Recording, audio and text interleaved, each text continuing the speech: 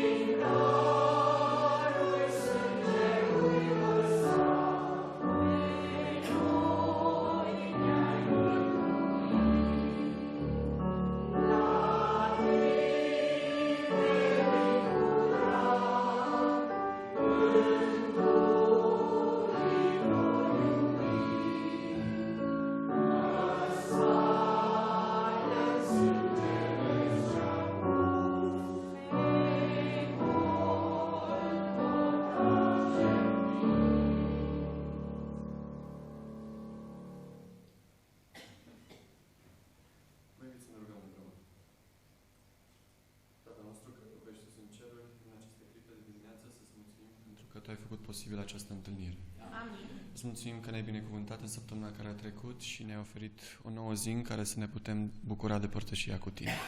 Te rugăm să vorbești cu inimilor noastre în această dimineață și pe parcursul întregii zile și ajută-ne ca tot ceea ce facem să aducă slavă, onoare și cinste numelui Tău. Îți mulțumim că ne-ai ascultat. Amin.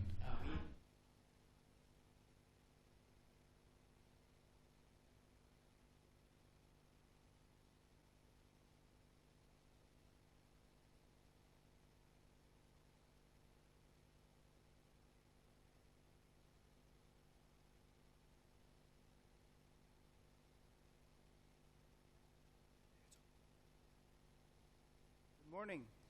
Bună dimineața! Happy to be with you this Sabbath morning. Sunt bucuros că în această dimineață de sabat pot să fiu împreună cu dumneavoastră. And as we start the Sabbath in our program, Și la începutul sabatului și la începutul programului nostru, including the Sabbath school and the services today, incluzând școala de sabat și serviciile care vor avea loc în această zi, we want to take a moment to pray. am vrea să ne luăm câteva momente și câteva clipe să ne rugăm.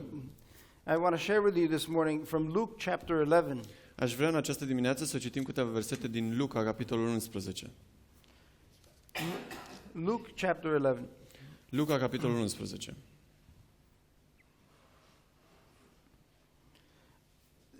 The disciples have found Jesus praying. Ucenicii l-au găsit pe Domnul Hristos rugându-se And as it was his custom, he had gone off to pray. și așa cum era obiceiul, se retrăgea și se ducea să se roage. And they come to him with a question. Și vin la el cu o întrebare. They say, Master, John taught his disciples how to pray. Învățătorule, Ioan și-a învățat ucenicii cum să se roage. Would you teach us how to pray? Ai vrea să ne înveți și pe noi cum să ne rugăm? And he begins to teach them. Și începe să îi învețe. In verse 2, chapter 11 of the book of Luke, Capitolul 11, versetul 2 din Luca. Jesus says, when you pray, say, El le-a zis, când vă rugați să ziceți, Our Father in heaven. Tatăl nostru care ești în ceruri. And now, we use that term Father when we talk to the Lord, right? Folosim această exprimare când vorbim cu Dumnezeu, exprimarea de Tată. It's become a very frequently used term. A devenit un termen foarte uzual și foarte des folosit. But what we have to keep in mind is that in Jesus' time, it wasn't the popular term. Dar ceea ce trebuie să realizăm e că pe timpul lui Isus nu era un termen popular. He's trying to get us to understand Vrea să ne facă să înțelegem the care that his Father has for us. grija pe care Tatăl lui o are pentru fiecare dintre noi. That he wants to be our Father, the disciples' Father. Că vrea să fie Tatăl nostru, Tatăl ucenicilor. So he wants to adopt us. Vrea să ne adopte. It's today the equivalent of that term Astăzi, echivalentul acelui termen would be saying daddy. ar fi să zici tăticule. Like a little child comes to his daddy. Ca un copil mic care vine în fața părintelui și spune tăticule sau tati. Either when they're scared or they're hungry or they're tired. Fie că sunt speriați, fie că le este foame, fie că sunt obosiți. They run to daddy because they know that he can comfort or help. Aleargă la tăticul lor pentru că știu că acolo găsesc ajutor și rezolvare. So please keep that in mind when you're praying. Și vă rog să țineți lucrurile astea, să le rețineți atunci când vă veți ruga. He's not a distant God far away, Nu este un Dumnezeu departe de tot. but he wants to be my daddy. Vrea să fie tăticul meu. When you pray, say, Our Father in heaven. Când vă rugați să ziceți, Tatăl nostru care ești în ceruri. Right?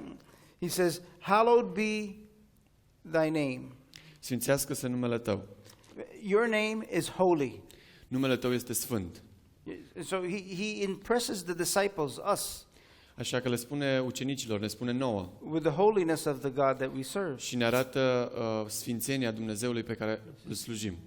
He says, You are my daddy, you are holy. Ești tăticul meu, ești sfânt. And then he continues and he says, Your kingdom come. Și apoi continuă și spune, vie împărăția Ta. It is our desire that you establish your justice here on earth. Este dorința noastră ca să îți stabilești dreptatea Ta aici pe pământ. We long for you. Te așteptăm. We desire to be in your presence. Ne dorim să fim în prezența Ta. And then he says, Your will be done Și apoi spune, facă-se voia Ta, on earth as it is in heaven.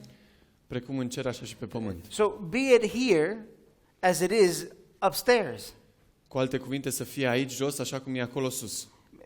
May your justice, who you are, be in our midst in this earth. Caracterul Tău, felul în care Tu ești, să fie prezent aici, printre noi. And then he says in verse 3, Give us this day our daily bread. Iar în versetul 3 spune, pâinea noastră cea de toate zilele. Dă-ne nouă pâinea noastră cea de toate zilele. Of course, there are some of us that have need for that physical bread that will nourish the body. Bineînțeles că avem nevoie și de hrana fizică care hrănește trupul nostru. But in addition to that, there's also the spiritual needs that we have. Dar pe lângă aceasta avem și nevoile spirituale. And so, if whatever type of need you have, Așa că orice fel de nevoie ai, when we come to the Father, to our Daddy, când venim la tăticul nostru, la Dumnezeul nostru, we tell Him, îi spunem de nevoile noastre and give us this day our daily bread. și îi spunem, dă-ne pâinea noastră cea de toate zilele, Provide us both physically and spiritually. atât fizic cât și spiritual. And then He says in verse 4, and forgive us our sins. Și ne iartă păcatele noastre, continuă. Cleanse us from all unrighteousness that we have. Curăță-ne de orice păcat pe care îl avem. And then comes the part that we so often forget. Și apoi vine partea pe care o uităm de foarte multe ori. For we also forgive Fiindcă și noi iertăm those who have indebted us. oricui ne este dator. We can't come just asking and asking and asking Nu putem să venim în fața lui Dumnezeu doar cu cereri și cereri peste cereri. and not being willing to give and give and give. Și fără să fim dispuși să oferim. I ask Him to forgive me. I am a sinner. Îi cer să mă ierte pentru că sunt un păcătos. And now I have to forgive my brother and my sisters. Și acum eu sunt dator să-l iert pe fratele meu și pe sora mea. Don't forget that. That's important. Să nu uitați de asta, e foarte important. And then He continues. Și apoi continuă. He says, and do not lead us into temptation. Și nu ne duce în ispită. But God wouldn't lead us into temptation. Dar Dumnezeu nu ne-ar duce în ispită. So what is He saying? Și atunci, ce vrea să spun aici? Well, the next line actually makes it clear. It says, but deliver us from the evil one. Și continuă, ci izbăvește-ne de cel rău. So He's saying, prevent me, I almost fell, from falling. Ajută-mă să nu cad, Prevent me from falling into the temptations of the enemy. ajută-mă să nu cad în ispitele pe care vrășmașul le pune în fața mea. Protect me. Protejează-mă. Care for me. Ai grijă de mine. Does that sound like a daddy to you? Arată ca o imagine a unui tătic pentru voi? But deliver us from evil. Ci izbăvește-ne de rău. And then he goes on to talk about this parable of a persistent friend. Și apoi continuă cuvântarea lui cu această parabolă a unui prieten insistent. Verses 5 to 8. De la versetul 5 la versetul 8. You can read that on your own. Puteți să citiți aceste versete. But I want to leave you with what it says in verses 9 and 10. Dar ar vrea să rămâneți cu mesajul pe care îl transmite în versetele 9 și 10. It says, so I say to you, De aceea și eu vă spun, ask and it will be given. cereți și vi se va da. Ask and it will be given. Cereți și vi se va da. We just saw the steps on how we ask. Doar am parcurs pașii cererilor noastre. Ask and it will be Cereți given. și vi se va da. Then he says, seek Și and apoi you will spune, find. căutați și veți găsi. We talked about that word last night. Am vorbit despre aceste cuvinte aseară. Knock Bateți and it will be open. și vi se va deschide. For everyone who asks receives, Fiindcă oricine cere capătă and he who seeks finds, și cine caută găsește and to him who knocks it will be open. și celui ce bate îi se deschide. So, I would say that we turn to our God Vă propun să ne întoarcem spre Dumnezeul nostru and that we ask him that his will, și să-i cerem ca voia Lui, as is done in heaven, așa cum este în ceruri, will happen in this world, să fie și aici pe pământ, în această lume, in our life. în viața noastră. Not our will, but his will, Nu voia noastră, ci voia Lui. even if we don't understand it. Chiar dacă de multe ori nu o înțelegem. May the Lord bless you. Domnul să vă binecuvinteze. Amin. Aș vrea ca în această dimineață, dacă doriți, pentru momentele de rugăciune, să formăm grupe de câte 2-3 persoane și să ne rugăm unii pentru alții, iar ultima rugăciune se va anunța de aici, de la amvon.